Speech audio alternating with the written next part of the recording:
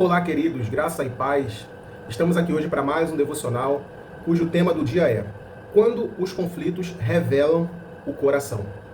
E o título do dia é o seguinte: O orgulho que intensifica a tensão.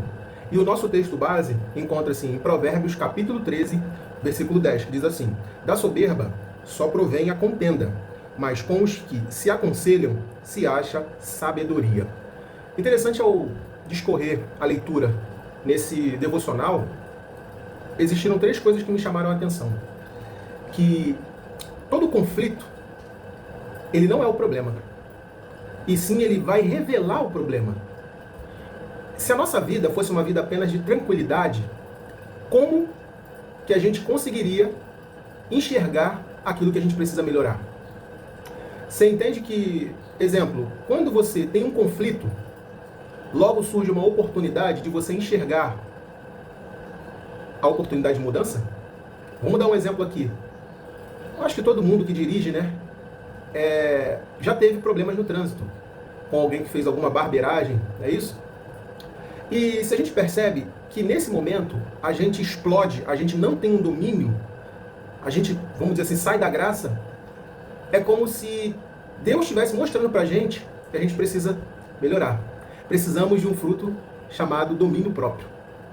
Então, às vezes, Deus vai permitir com que a gente seja afrontado, com que a gente sofra de fato um conflito, para que a gente possa ver, de fato, quem está no centro do nosso coração.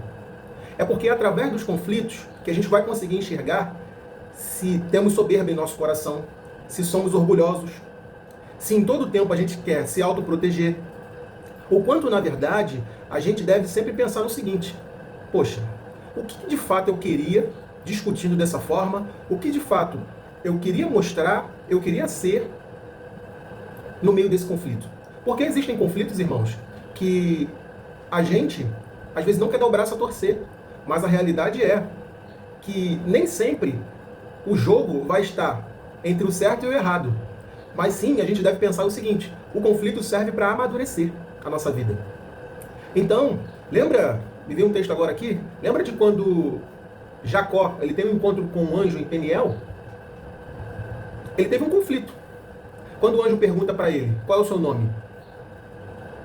E aí ele revela o nome dele. E o anjo, na medida que o tempo foi passando, o anjo vai e consegue modificar o nome dele.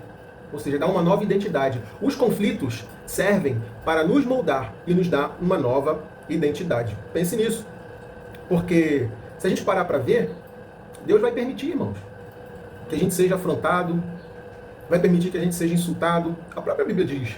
E a gente tem inúmeros exemplos de homens de Deus que foram insultados, foram afrontados. O próprio Cristo sendo afrontado pelos fariseus, pelos romanos.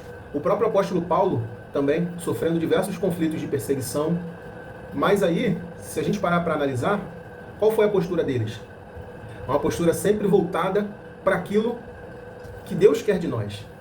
Então, nessa manhã, eu quero deixar esse devocional para a sua meditação, numa seguinte frase: o conflito não veio para te derrubar, para te desestabilizar, para te estressar, para te tirar da graça. O conflito veio para mudar, para moldar e para melhorar a sua vida espiritual, principalmente. Sabe por quê? Porque é no conflito que a gente vai conseguir identificar quem está no centro do nosso coração.